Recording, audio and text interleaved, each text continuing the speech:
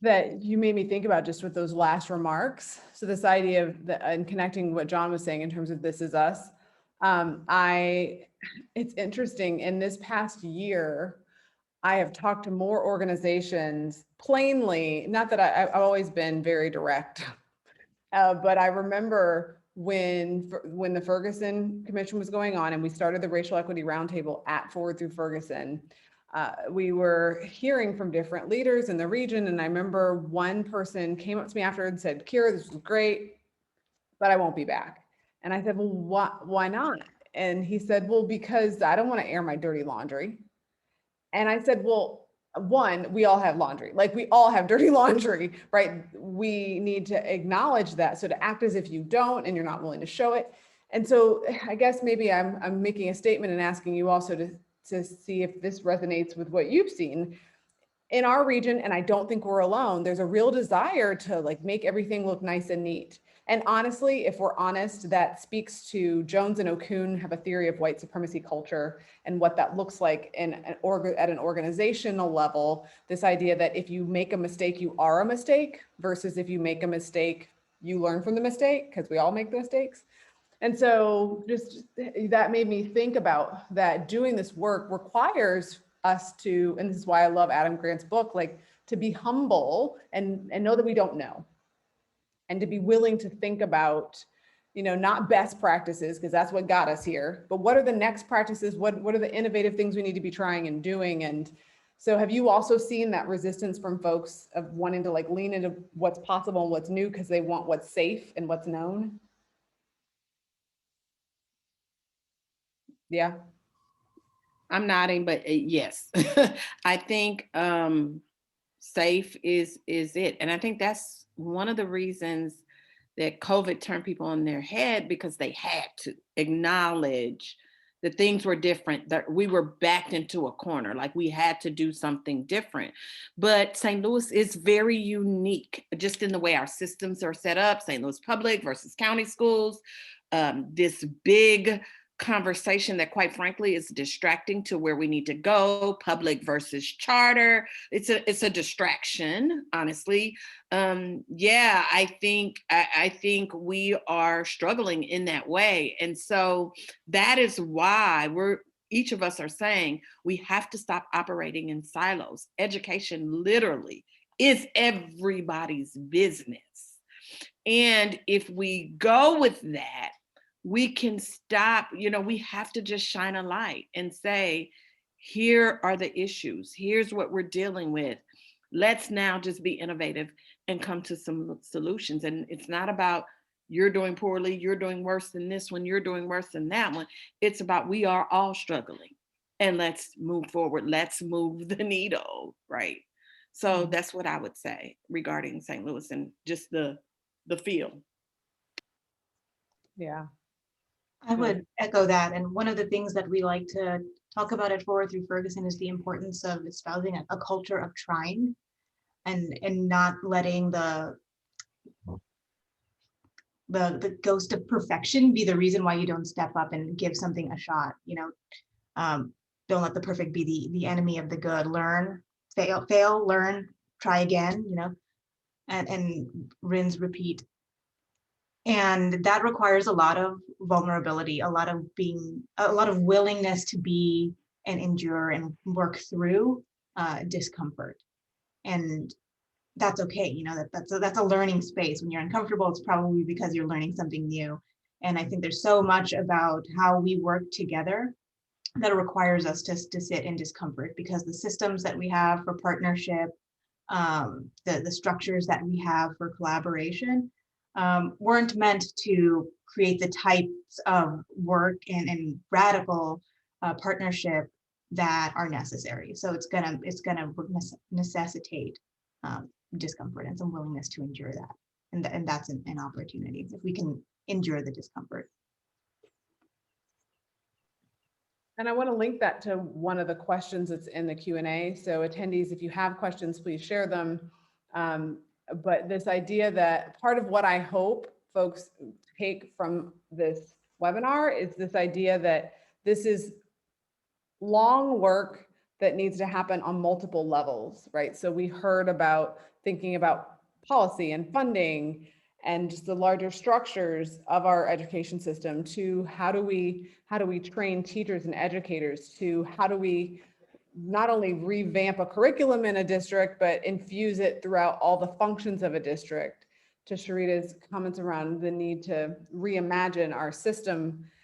And so I sometimes hear people talk about inequities in education and want it to be fixed tomorrow, want it to be fixed next year. And it's this real both and, because I welcome, I'm glad you're urgent and feeling a sense of urgency. And the Kellogg Foundation estimates it will take about a generation, right? That it takes about a generation to really to rid our system of an inequity. But that's 25 years of consistent work over time, not just hoping it'll go away and thinking about it one day and then hoping about it another and then talking about it another. It's like consistent work. And so I invite folks to think about, what's your lane? Where is your lane in this work? How can you contribute to the work that will need to happen in an ongoing way? So the question that someone put in the chat was, is there, as a parent in the Kansas City, Missouri area, talking about, are there similar efforts happening in their district, or should they just move to Webster?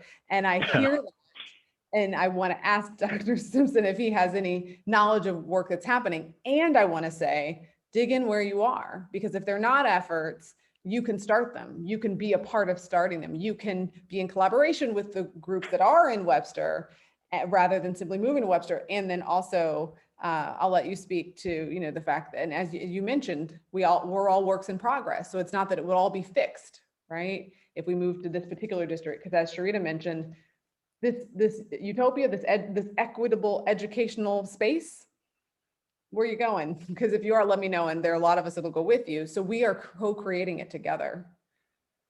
Dr. Simpson, is there do you have a counterpart, or do you know some work happening in the KCMO area? I don't know. I don't right now in the KC area. And yeah, I kind of what you said. I think hopefully you approach your school system just sharing what level of care you have, and based on what you feel you could bring to the efforts of your teacher, your school, or your district. I would hope you would find somebody ready to embrace that. I referenced that data that I shared earlier. That data was computed by a professional stat data person who is a parent, who came to our what had once been called Achievement Gap Committee, and she couldn't believe that our children who were African American and weren't receiving a free and reduced like them, their scores are different than other people's. Said, yeah. She's like, well, what data do you have to prove it? I'm like, well, nothing real great, but that's her work. So I said, okay, I'm going to put you on this. Would you mind doing this? And so again, we leveraged her talents and skills. Again, all confidentiality was maintained, and her work has led to some pretty powerful conversations and accurate representation of, from the map testing viewpoint of where our children are. So that's what I would share. And just to add to that, real quickly, sorry about that. Go ahead. Start with the coalition of the willing. Start there. You want to do it, there's got to be someone else in that district who wants to do it as well. Start with the coalition of the willing. And then I'll lean out. And I'll just add that comment or that question made me think of, one space of my journey where I was looking for some deeper analysis, even here in St. Louis, around anti-racism that I wasn't finding. And I'm like, nobody is having these conversations. Nobody is doing it. And so I found Crossroads anti-racism training and organizers. And I found training that they were doing in Chicago. And like, I would start going to Chicago to their training and, just kind of learn more and deepen my own work and understanding.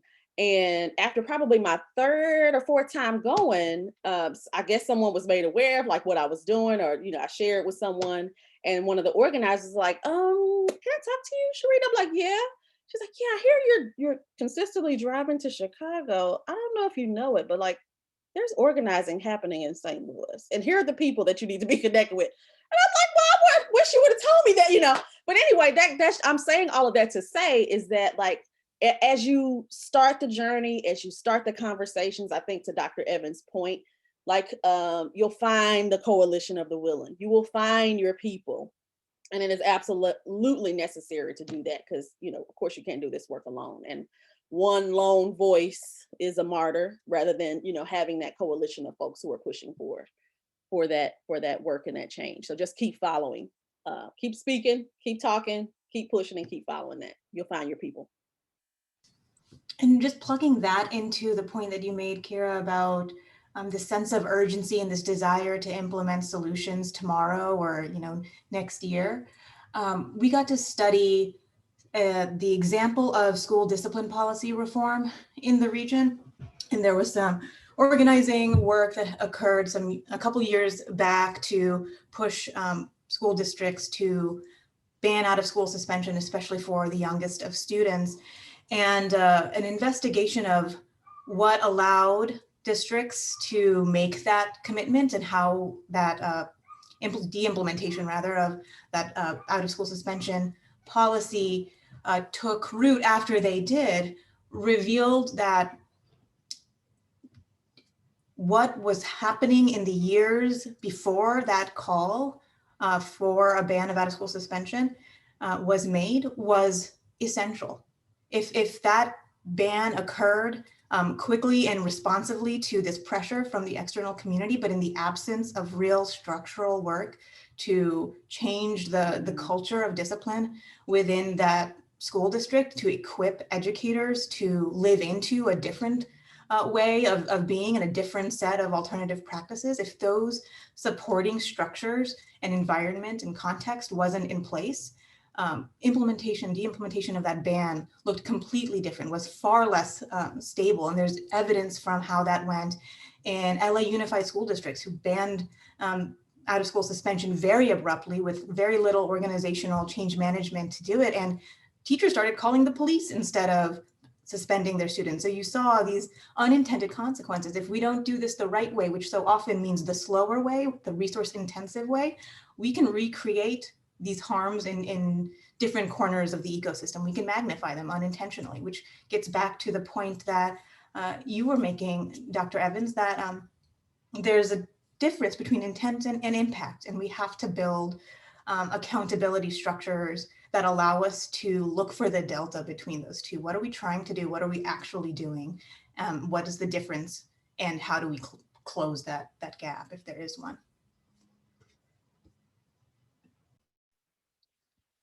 Yeah, so I'm wondering if panelists, if you have any questions for each other. I have a few others, but also want to make sure I leave space for that if folks wanted to inquire of each other.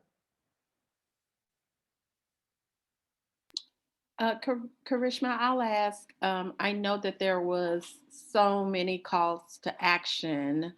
Where's the update on the call to action specifically around education in the Forward Through Ferguson report?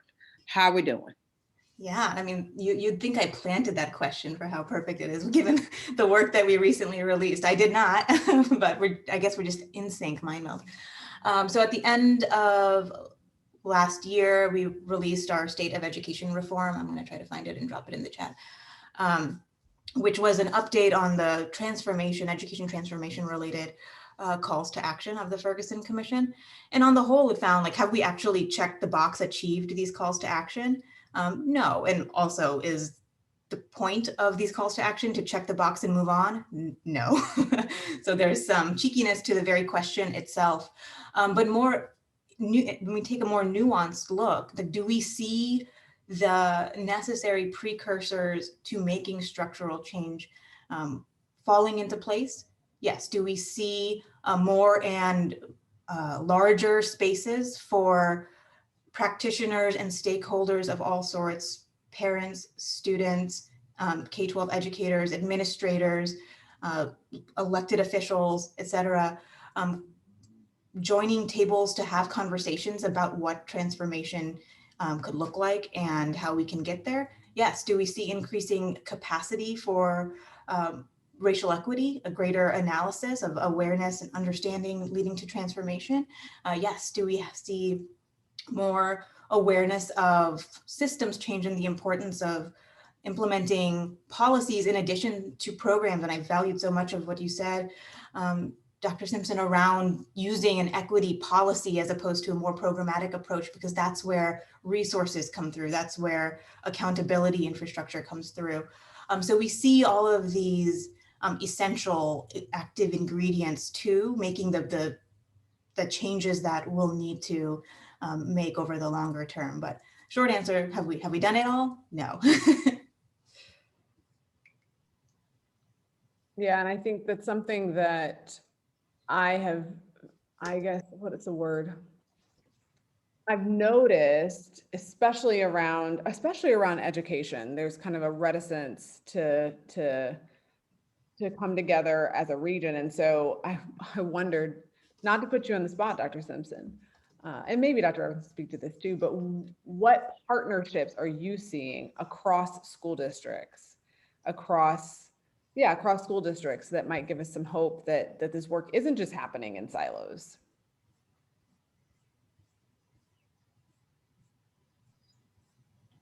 I would say one thing that I'm encouraged by, I will say, and I did share with Dr. Furtado, I wondered just if there was a coming together of school districts around, you know, what we're talking about with Forward Through Ferguson, with all these different measures, because kind of like I was saying before, like the impact on children and family, I mean, it's everything. It's not just fix what's happening inside your school and everything's going to be fine. If there's no access to healthcare, if again, all these other issues are not dealt with, it's not going to impact the child. And so I do feel like more coming together could happen. I will say that I'm encouraged by, you know, through the pandemic, we've been meeting as superintendents every single week with little to no exception. And we did also move to but dedicating time to learning and development around equity and racial equity. We have some facilitators, Floyd and Crown Apple, who you're familiar with some of their work. Some of you might be, who are leading us in development, and that work's going to continue on as a group. I'd say there's partnership around some mental health and support services regionally. We've talked through the transfer program. Ms. Love was describing, there's been some conversations as that particular agreement winds down, that program at this point. How can we help heal, support to create that true integration like was described earlier? How do we do that? Not the metropolitan school district. We haven't talked about that. I've talked about that with other people, but so I think there's an appetite for this, for more. So Yeah. sorry, kind of rambled a little bit. No, it's fine. Did I see you wanted to get in, Karishma? I will say that we'll be in touch, John, and with you and lots of others, because one of the things that Forward Through Ferguson hopes to start getting the ball moving on is that Education Design and Finance Task Force, or body envisioned by the Ferguson Commission, because so many of the spaces that we have for discussing education right now are focused on a certain school type or a certain school district, or focused on the day-to-day operations and putting out of fires that are constantly erupting within education and the region more generally. And the issues that fundamentally create education inequity, as I shared at the beginning of our time together here, far supersede a given district, right? The way we fund education is not something that Webster Groves can fix. So we have to see beyond the silos that are very easy for us to fit with and work within. So the Education Design and Finance Task Force will be one way that we grow our muscle and create space for that conversation, for that collective vision and strategy setting that we hope to get underway before the end of the year. So That's great. we're in a similar mind space. Yeah, it's great. Great. So I want to just say a thank you, a formal thank you to all of our panelists for taking the time to share with us your thoughts, your expertise, and to frame for us what's happening and related to equity in education and what we can do and how we can contribute to the work. One of the things that I think is clear from what you all have shared is that education as a system has work to do, and yet we see the impacts of so many other systems acting upon the education system. And so what I hope folks have heard here is a clear articulation of how racism, and those systems of oppression are operating in our system of education and impacting it. And so that we can move forward down the path of racial equity with that knowledge. So often I see organizations and school districts and schools working to figure out how to navigate racial inequities without naming and talking about the inequities. Like they're scared to say it. They're scared to analyze their data. They're scared to look at, and so if you take anything from this, one, I hope you find your lane, but two, I hope you are encouraged to look at the report of Ford through Ferguson, analyze the data within your district, or ask for it to be analyzed so that you can speak plainly about the data and speak plainly about how race is shaping the experience, and how that's not because there's something inherent about kids of a certain background, but that there's something happening in the environment.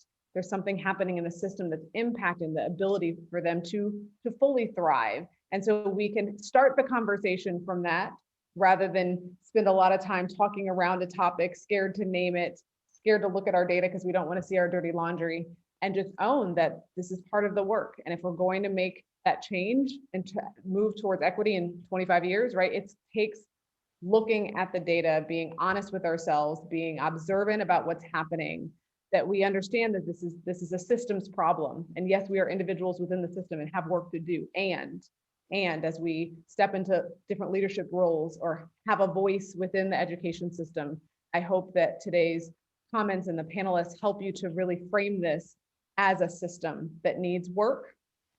And there are great possibilities and programs and initiatives and models that are engaged in the work, as messy as it is. So I want to say thank you all. Have great days.